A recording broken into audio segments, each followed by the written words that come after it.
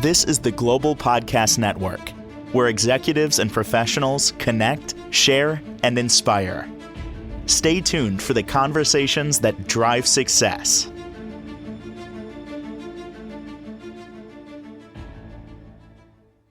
Welcome back. Way of Life Dog Training. Did you ever hear about them? If not, you're going to get a lot of information today about how our expert here understands dogs, coaches people as well as animals, and really helps to change life. And also an author and an amazing trainer.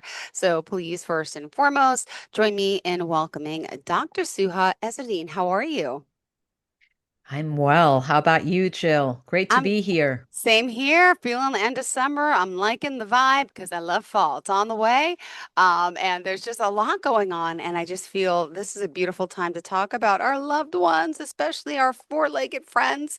Tell us a little bit Yes. about all that you do to start, and then we're going to dive into some specifics for today. So keep listening, everyone. We're going to get into this way of life method and how it's really a solution and what she offers. And we'll talk more about the rise in canine behaviors in just a sec. Go ahead, hon. Sounds great. Thank you so much, Jill. A few words about myself. My name is Souha Ezzedeen. I'm the founder of Way of Life Dog Training, author of the Way of Life Method, developer of the Way of Life Method, and coach and leader of the online and global Way of Life Dog Training Academy, where we coach people in applying our unique method to deal with the range of behavior issues, big and small, deepen their bonds with their dogs, and raise what we call sound, strong, and spirited dogs. About 20 years ago or so, I adopted a dog who was not my first dog, but who was a very challenging dog relative to what I knew at the time. And I never intended to be a dog trainer. I just wanted to be a good pet parent, adopt dogs and give them great lives. Oh, Well, that dog had other plans for me mm-hmm. because she was so challenging Mm. that we went on a 5-year journey trying to figure out how to help with reactivity, with anxiety, with aggression towards other dogs.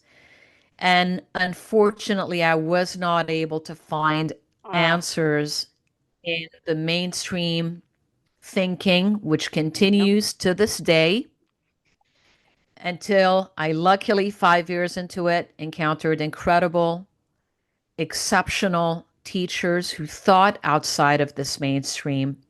And together they helped me put Maya and I on a different path, reset our relationship, which Mm. helped me discover the dog that she was all along. I felt called to share that knowledge, and I Yeah. went ahead and I started my business and wrote my book. And here we are today, where I'm looking forward to talking to you a little bit Yep. more this time about why do we have such a high incidence of those behavior issues that I struggled with all these years ago. Beautiful. Well, thank you. And we are excited that you're joining us here today live to talk all about this and, why this rise in canine behavior issues.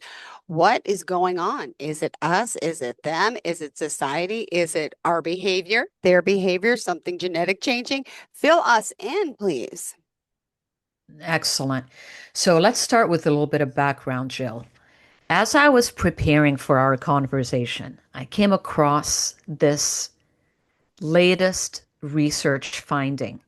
According to a study from 2024 by Dr. Bonnie Beaver and colleagues, published in the Journal of Veterinary Behavior, the research surveyed, check this out, more than 40,000 dog owners who participated in the Dog Aging Project survey.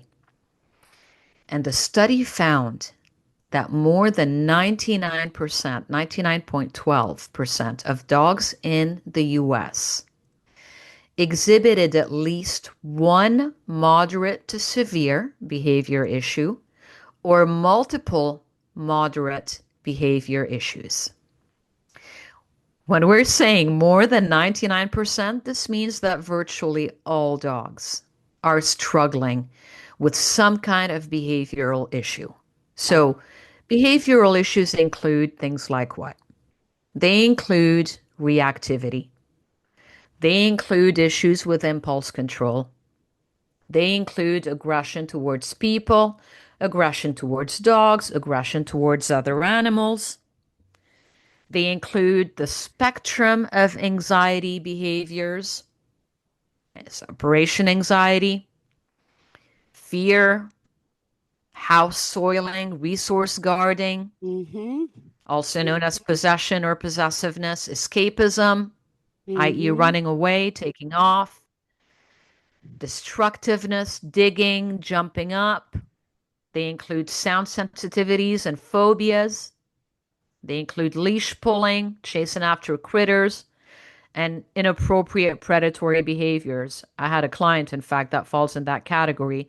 She came to us because her two dogs killed a number of stray cats, raccoons, and so on. So the behavior issues are extremely common. And so now we need to ask why. And there are many reasons. And you're right, Jill. Some of them have to do with the dog. Some of them have to do with us. Some of them have to do with what society looks like with dogs today. Okay. So, in no order of importance, Okay. okay, reasons include the fact that the dogs have a different job description now. They went from being canines with a purpose to experiencing a loss of purpose. So they used to be guardians, they used to be herding dogs, they used to be hunting dogs, they used to be terriers on farms, clearing out farms of vermin. They had functions. Even lap dogs had functions. Mm-hmm. Okay. And now they've all morphed into, I mean, not all, but predominantly morphed into the role of being a companion animal, Hmm. a pet, which in and of itself is not necessarily a bad thing, but they are expected to play this role of companion without proper education and preparation as to what this role is all about. They're not born knowing how to be someone's pet or best friend, Mm-hmm. and yet they are expected to play this role. Interesting.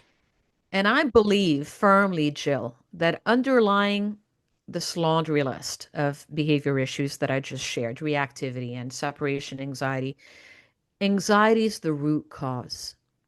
And the dictionary definition of anxiety is apprehension in the face of expectations that we are not sure we can fulfill. Yeah. So our dogs are facing a set of expectations that they are not sure they can fulfill, thereby experiencing anxiety, thereby experiencing the range of behavior issues that source in anxiety. Okay? The other reason is that dogs overwhelmingly live in urban environments. And it doesn't mean that you can't have a good dog living in a city or in a condo building, Mm-hmm. but that generally urban environments are fairly sterile when it comes to dogs' natural instincts to run, to dig, to chase. Okay? So that is another challenge contributing to the behavior issues that many are feeling. Okay. Yeah. And so, related to that, related to this idea about the loss of purpose, is that it's not because my husky is a companion dog that doesn't pull sleds Mm-hmm. that it Hmm. doesn't have still the instinct to Thanks. Yeah. pull a sled, Yeah. right?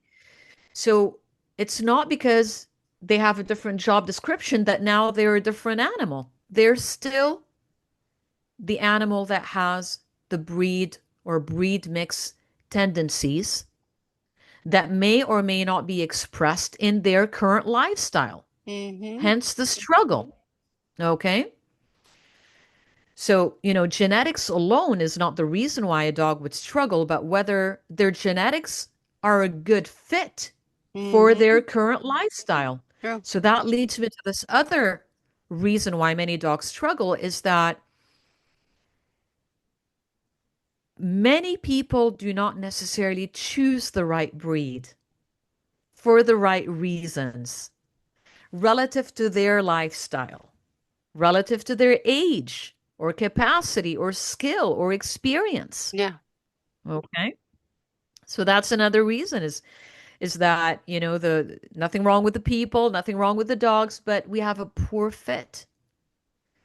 And I think many of us continue to adopt dogs for the wrong reasons, their looks, or we saw them in a movie, or we knew someone who had a border collie and therefore now we want one.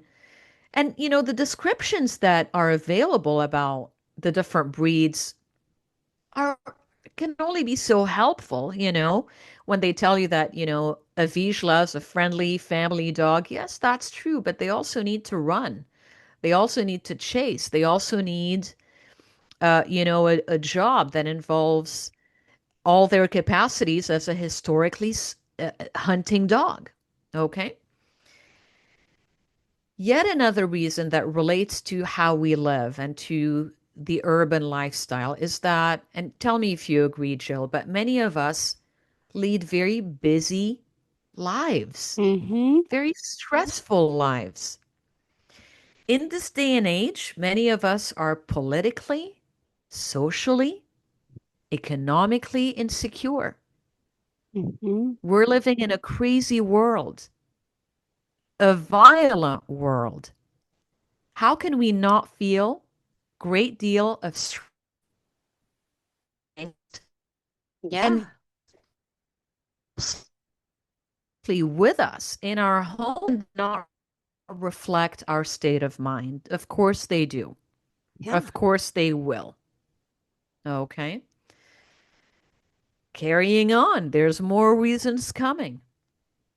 Government, whether it's federal, local, state, or provincial, have generally done a very poor job curbing backyard breeders and Mm-hmm. puppy mills that produce dogs with questionable temperament and questionable genetics. Mm-hmm.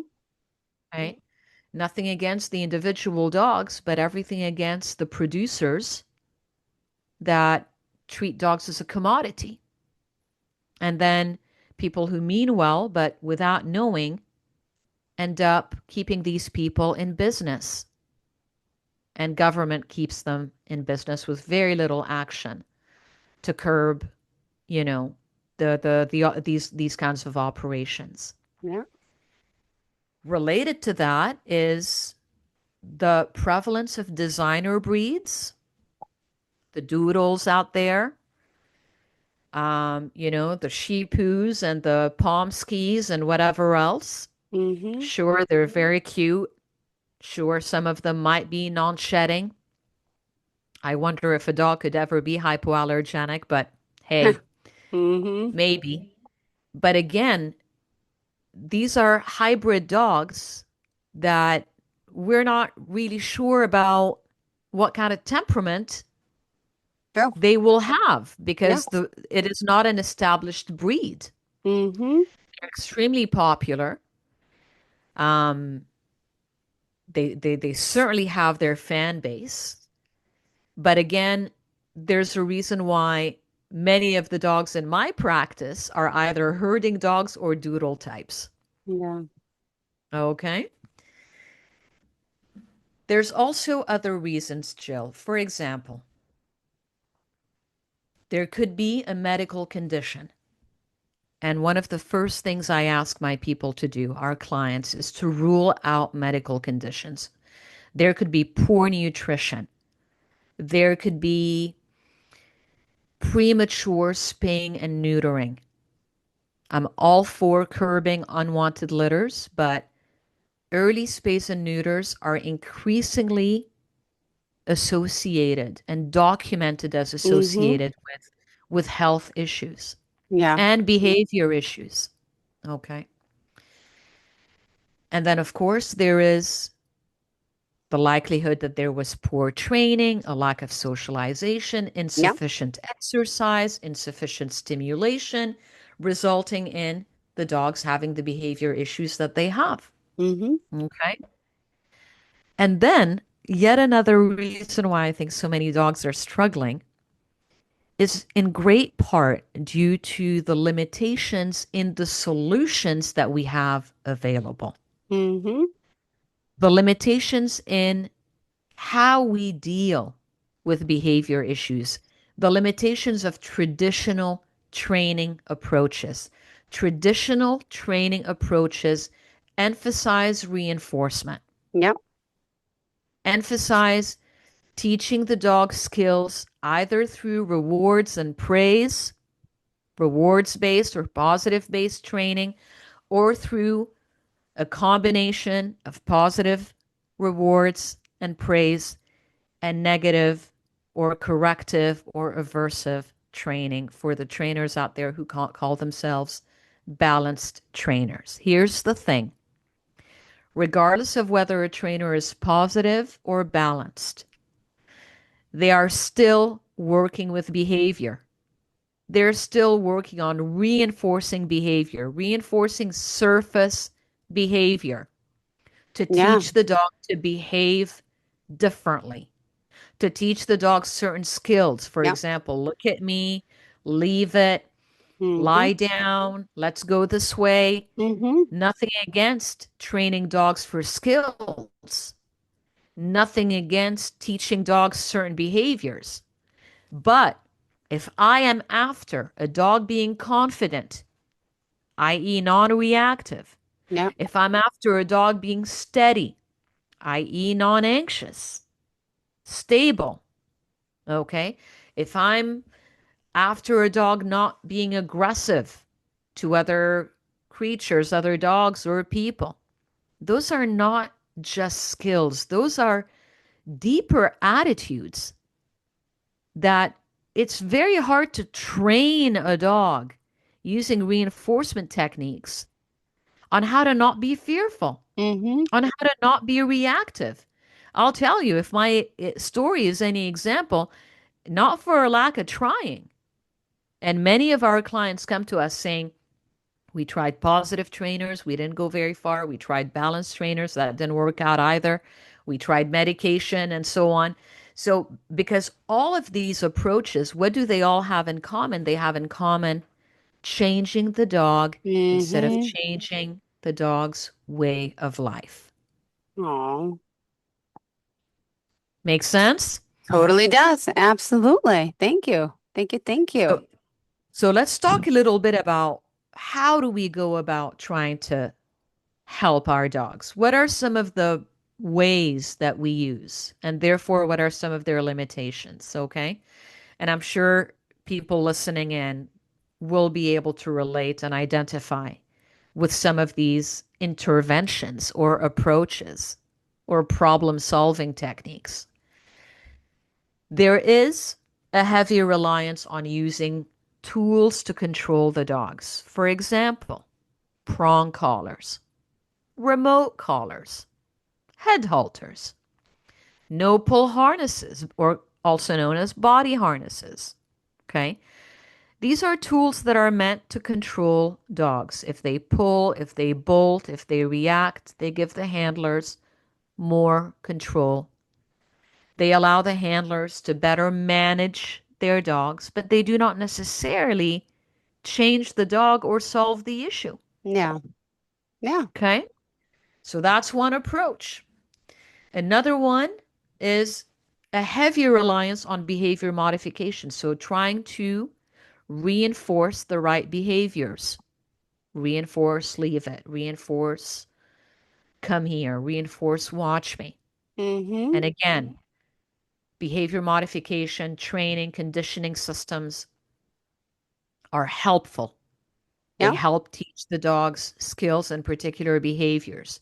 But if I really wanted to go deeper into the dog's psychology and help a dog recover from fear, Uh-huh. recover from trauma, recover from reactivity, Yep. recover from possession and resource guarding, Those are deeper attitudes.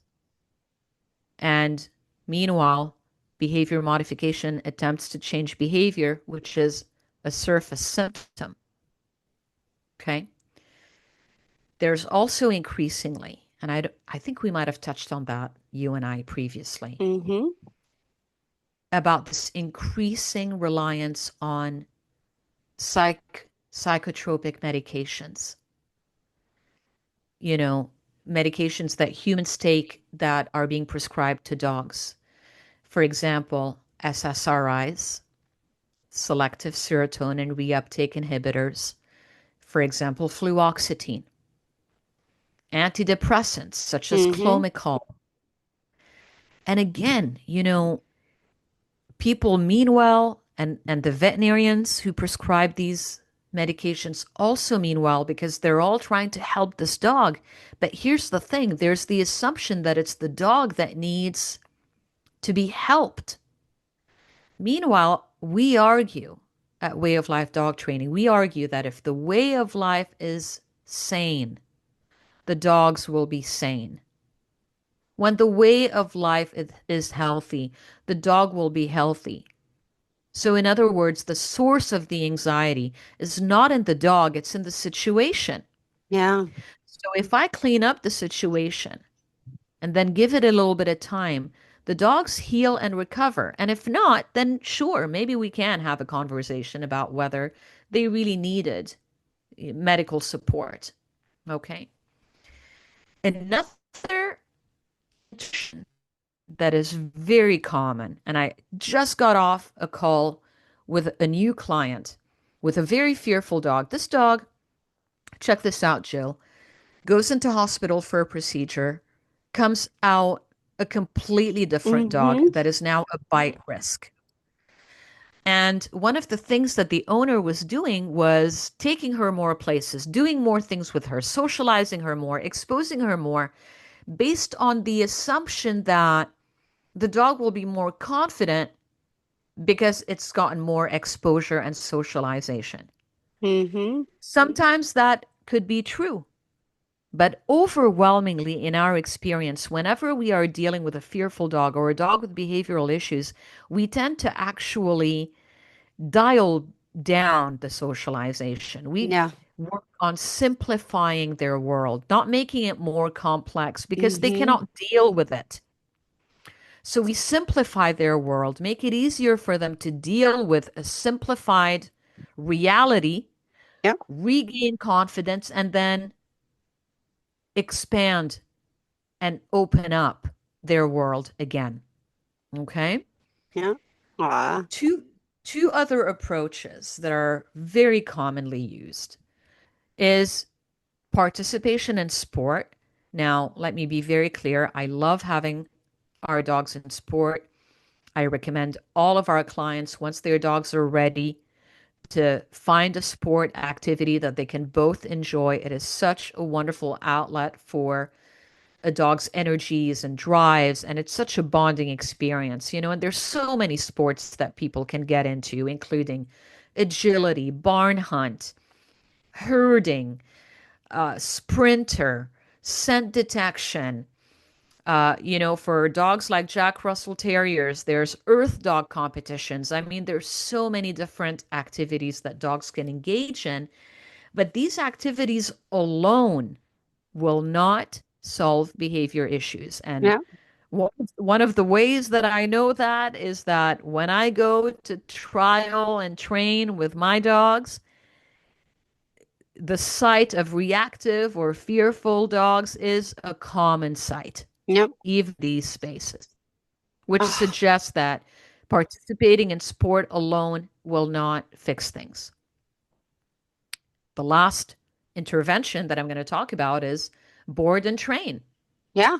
which my clients will come and tell us about the thousands and thousands and thousands that they would have spent on a board and train program, Mm-hmm. dropping off their dog for boarding and training full time with a Yeah. trainer for a few weeks to sometimes several months. Mm-hmm. Okay.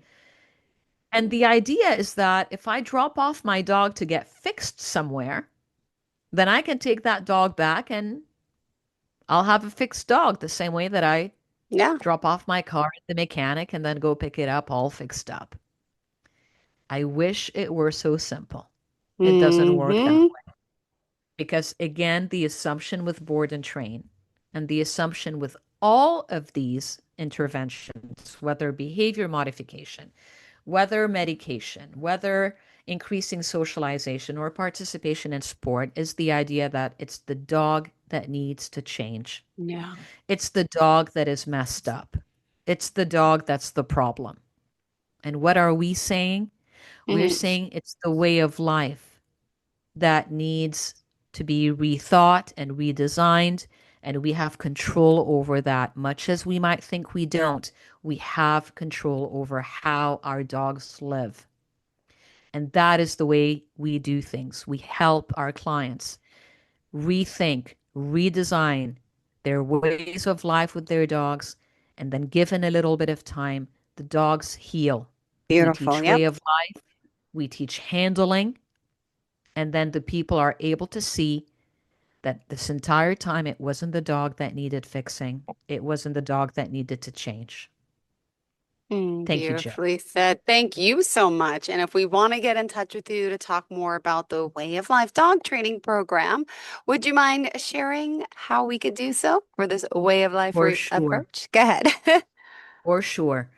Everything can be found on our website, wayoflifedogtraining.com, where you can find out more about our philosophy, about the book, The Way of Life Method, free resources, and our services, including virtual and in-person and private and group training. And also to reach out to us, we have a contact form and you can email us directly as well at info@wayoflifedogtraining.com.